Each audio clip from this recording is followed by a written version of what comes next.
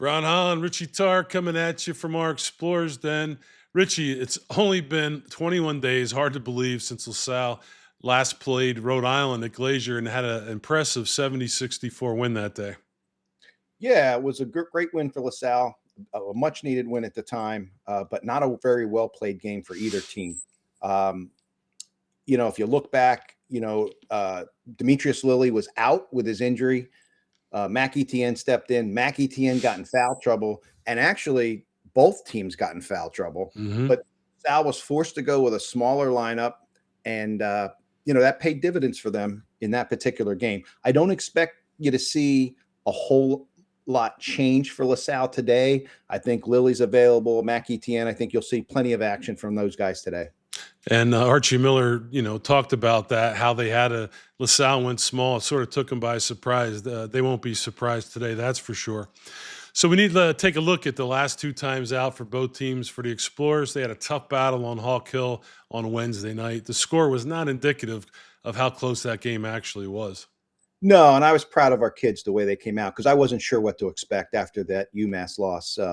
I thought maybe morale was a little down. And even talking with Donnie Carr before the game, I said, "How's the team's morale?" And he said, "It could be better. We need a win today to get things going in the right direction." So they played well enough to win, with the exception of the last few minutes of the game. They just had a couple of lapses on the offensive end. And a couple of lost men on the defensive end. They lost Reynolds and Brown a few times for 3-point shots that kind of sealed the game for the St. Joe's Hawks. Yeah, they lost Finkley once too. For the Rams, they hosted St. Bonaventure Wednesday night, and Richie Bonnies didn't have Chance Moore, so they needed to step it up on the defensive end, which they did. And it was until the second half when Sebastian Thomas got his first bucket around the 15-20 mark that really seemed to energize the Rams offensively and defensively. Yeah, and that's something LaSalle's going to have to pay attention to, which I'm sure they will because Sebastian Thomas is a heck of a player. But once he got going, he ended up with 15. Late in the game, I thought Archie Miller did a great job of not calling a timeout. Bonnies were up as much as 13 in that game. Yes, they were. Rhode Island fought their way back. 10 seconds to go. The ball ends up in Sebastian Thomas's hands. Brings it up the court. No timeout by Miller, which I thought was a great call because he had the ball in the guy's hands who he wanted to have it in. Thomas has made 6 game-winning shots for him. Gets in the lane, drives right around foul line extended, draws 3 players, kicks it over to Lawrence for a 3, and he knocks it down for the win. It was pretty in stride 3 from the corner. The place went nuts. So they have some momentum coming in to today's game. Certainly both squads, Richie, have some A10 leaders that we're going to take a look at now on the graph. What stands out to you? Yeah, if you just look offensively, the Rams are averaging 78 points a game. That's a lot of points. They're first in team defensive rebounds at 28 a game. Sebastian Thomas averaging 18.5 and David Green averaging 14.5. Sebastian is third in the A10. Green is 15th. If you swing over to the LaSalle side, rebounding has been a strength of this team. They're 5th in reboundings per game at 37.5. And then, of course, rebounding Demetrius Lilly and Jaleel White, 12 and 18 in the A10. So those are the highlights that we're going to see today. It's nice to see some more Explorers getting on the A10 stat leaderboard. Deuce with his steals and Mac Etienne. He continues to play well. And I thought one interesting thing Ryan Odom said after our VCU game is Mac Etienne today is the toughest offensive rebounder they faced. Yeah, listen, Mac is doing some really good things. And I don't know if you remember this, but, I thought in the first half, he got the ball in the lane against St. Joe's. He turned into the center of the lane using his left shoulder to ward off the defender, and he shot it with his right hand. But then the next 2 or 3 times, he spun the opposite way, once right into the defender, and the other time he tried to shoot a left-handed hook. I thought LaSalle should have went back to him until he missed because St. Joe's was guarding him one-on-one. They weren't sending any help, and he has a really soft touch inside when he's able to shoot with that right hand.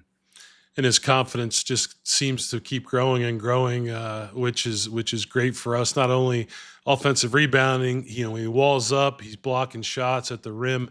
Certainly a big advantage for LaSalle. So speaking of personnel, let's take a look now at some of the Rhode Island roster, and we'll do our Rocks rapid fire personnel. Got the graph up, Richie, that we just took a look at, and we're going to start with Sebastian Thomas. Yeah, again, 18.5 a game, 5.8 assists, 2.1 steals, 6 times has hit the game-winning shot. He's a left-hander who loves to push the pace and will look for the step-back three as that shot clock is winding down. 6 game winners is incredible. Some people play an entire career without getting one.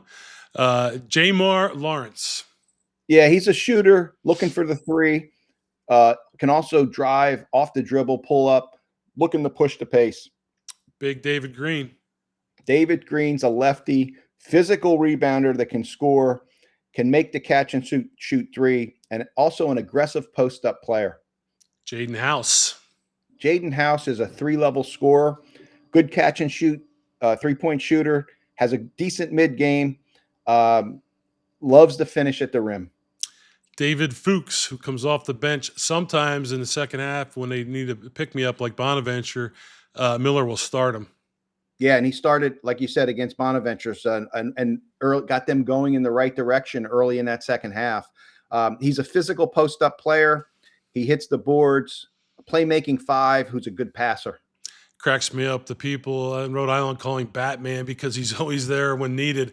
Apparently, he dresses up in the costume. He does the voice. He makes Archie Miller laugh, which apparently not many people make Archie Miller laugh. But David Fuchs, Batman. And the last one, Javonte Brown. Yeah, 7-foot Javonte Brown, physical 5-man, loves the block shots. A guy who's trying to get every rebound, so you got to box him out. So today there's a doubleheader at Rhode Island. Our women play at noon. As I said, Rhode Island's beginning a huge student turnout, so it should be rocking today. So let's take a look at Rock's keys to victory. Well, we call it Thomas time, but you must find Sebastian Thomas and make him. He makes the Rhode Island team go, and you got to limit his runs, as I said earlier. So if he scores a basket, you got to do your best to make sure he's not coming down, because he's coming down looking for that next possession. He wants to put several baskets together. So LaSalle's got to be aware of that. Second key is you got to be explorer tough. First outing, 70-64 win. Rhode Island's looking for redemption at home. You got to execute the game plan and be the tougher team.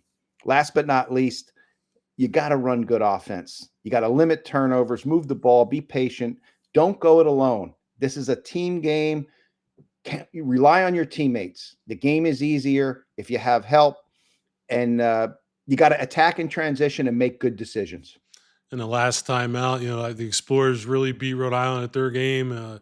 Took it to them, points in the paint, rebounding. Today, as we talked about in the beginning, I think it's going to be a different story. Rams will be prepared, but so will the Explorers. Fran Dunphy will have our team ready. And as we always say, Richie, go Explorers.